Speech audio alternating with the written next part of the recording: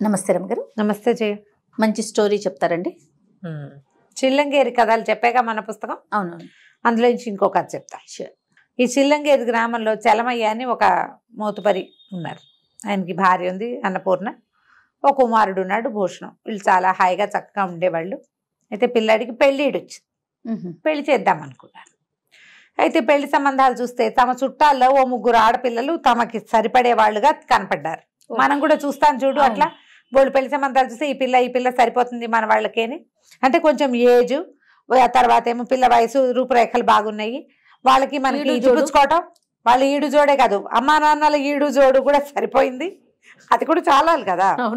ఆలోచించుకుని ఈ 3 అమ్మాయిల్ని కొడుక్కి చెప్పారు.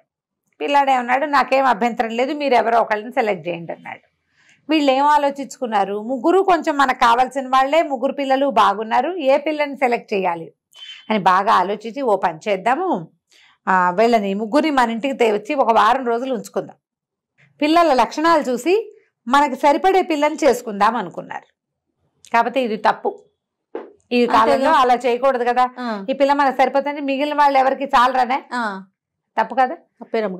చాలా తప్పు, అలా చేయకూడదు. మనకి ఏం నచ్చితే అది చేసేసుకోవాలి అంతే, తప్పిస్తే సెలక్షన్ చేస్తామంటే ఎట్లా? అవును, అది చేయకూడదు. కానీ పూర్వపు రోజులు అలా చేసే స్వయంవరాలు ఉండేవి కదా, అమ్మాయిలు సెలెక్ట్ చేసుకునేవాళ్ళు, అబ్బాయిలు సెలెక్ట్ చేసుకునేవాళ్ళు. సరే, అయితే ఏమైంది, ఈ 3 ఆడపిల్లల్ని వాళ్ళ అమ్మ నాన్నలకు చెప్పారు, సరదాగా 4 రోజులు ఉంచుకుంటాం, పంపించండి అని.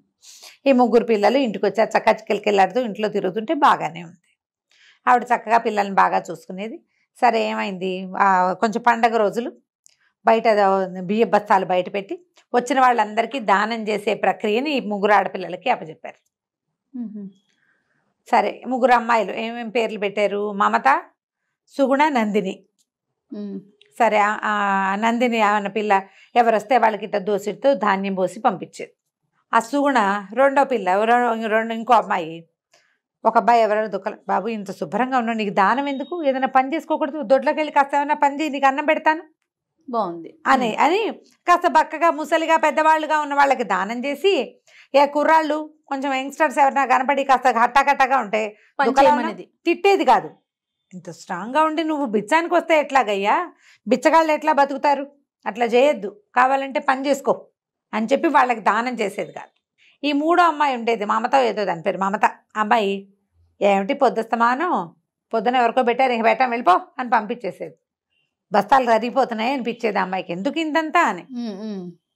ఇచ్చేది కాదు, పైపెచ్చు తిట్టిపోసేది. పొద్దున్నే తయారయ్యారు, మందా ఎన్నిసార్లు వేస్తాం, ఎంతమందికైనా వేస్తాం, పోపండి అని. చూస్తున్నారు వీళ్ళు 3 అమ్మాయిలు 3 రకాలుగా ఉన్నారు. ఇంతలో ఏమైందట, వాళ్ళ దగ్గర అందరు 4 కూర్చుని అన్నాలు తింటుంటే భోజనాలు చేసి సాయంకాలం కబుర్లు చెప్పుకుంటూ చర్చ ఏదో వచ్చింది.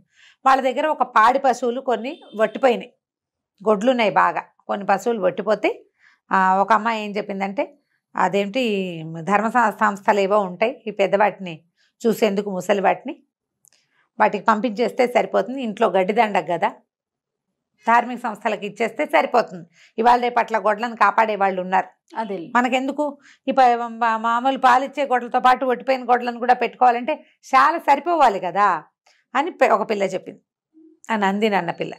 ఆ మమత అన్న పిల్ల ఏమందంటే, ఒట్టిపోయిన గొడ్లు ఉంచుకోవటం ఎందుకు, వాళ్ళకి మాత్రం ఎందుకు, కబేళ్ళాగా తోలేస్తే సరిపోతుంది, అందరూ చేసేదే అది. ఒట్టిపోయిన గొడ్లు మనకు ఉపయోగించవు, వాటిని ఎందుకు ఉంచుకోవటం అనవసరంగా, మళ్ళీ అక్కడెక్కడికో పంపించాలంటే అది కూడా టైం దండగా, డబ్బులు దండగా, వేస్ట్గా.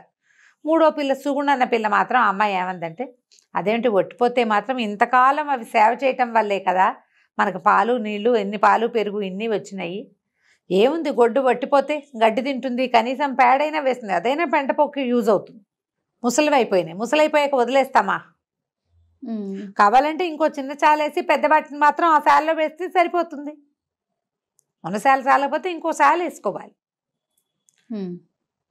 జీవితకాలం అంతా అవి చిన్నప్పటి నుంచి వాటి పాలతోటే మనం బతికి అలా వదిలేస్తే ఎట్లా.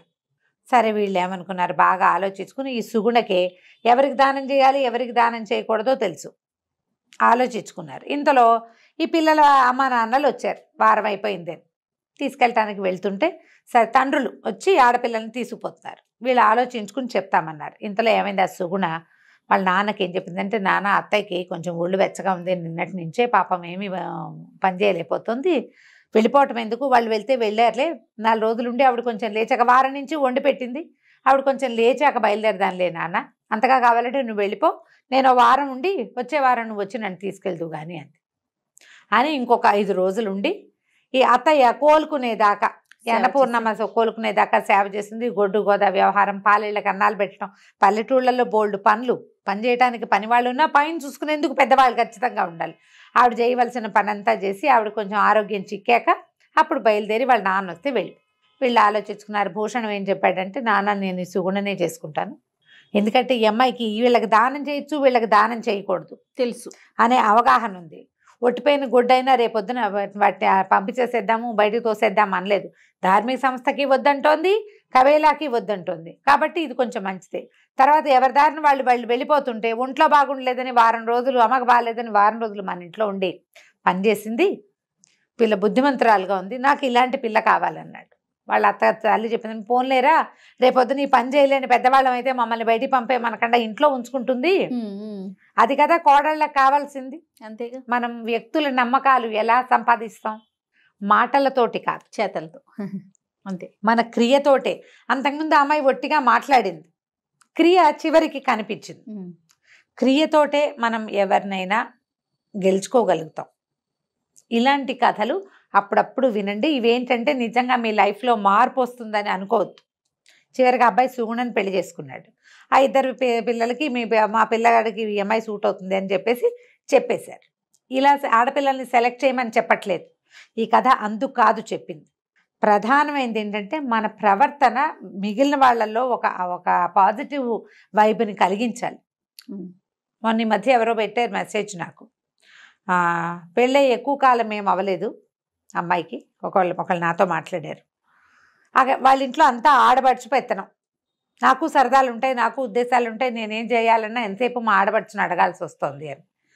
ఈ పెళ్ళై సంవత్సరం కూడా కానీ చిన్న పిల్లకి అత్తవారింట్లో అన్నీ ఇవి నాకే కావాలన్న ధోరణే ఉండకూడదు అనిపిస్తుంది నాకు. చిన్నపిల్లవు కదా, పెద్దవాళ్ళు చెప్పినట్టు చేస్తే సరిపోతుంది కదా. హక్కుల కోసం పోరాడతాం మనం, బాధ్యత తీసుకోగలుగుతామా? అది ఆలోచించాం. ఇలాంటి కథల్ని మనని ఆలోచింపచేస్తాయి. మనకి హక్కు కావాలంటే మొదట బాధ్యత తీసుకోవటం నేర్చుకోవాలి. ఖచ్చితంగా అండి. ఇప్పుడు ఈ కథలో సుగుణ పని చేసుకోలేవా అని చెప్పి కేకలేసింది, పని తాను ఇస్తానని చెప్పింది. వెనక్కి దొడ్లోకి వెళ్ళి పని చేసి పెట్టు, గొడ్ల దగ్గర బాగు చేయి, నీకు అన్నం పెడతాను కదా. ఇప్పుడు నువ్వు ఎప్పుడు కేకలేయగలవు? నువ్వు ఏదైనా పని చూపించగలిగినప్పుడు. పని చేసుకుని బతకచ్చు కదంటే ఎవడిస్తాడు పని, నువ్వు ఇస్తావా అంటారు వాళ్ళు. ఇస్తానని చెప్పగలగాలిగా. బాధ్యత తీసుకోవాలి మొదట, అప్పుడు హక్కు ఆటోమేటిక్గా వస్తుంది. కరెక్ట్. కొన్ని చోట్ల బాధ్యతగా ఉన్నా కూడా హక్కులు ఇవ్వని ప్రపంచం ఒకటి ఉంటారు అలాంటి వాళ్ళు కూడా. అలాగని మనం బాధ్యత తీసుకోవటం మానేయకూడదు. వీళ్ళు ఎలాగో ఇవ్వరు కాబట్టి నేనేం చేయనని మానేయకూడదు. బాధ్యతగా ప్రవర్తించడం వల్ల కనీసం మీకు మీరైనా జవాబుదారీగా ఉంటారు. వాడెవరికో జవాబుదారితనం వద్దు మనకి, మనకైనా కావాలి కదా, నా వరకు నేను కరెక్ట్గా ఉన్నాను అని అనుకోవాలి అంటే ఇలాంటి కథలు విని మీ గురించి మీరు పునరాలోచన చేయండి. తప్పకుండా. అది కంచికి మనం ఇంటికి. నమస్తే.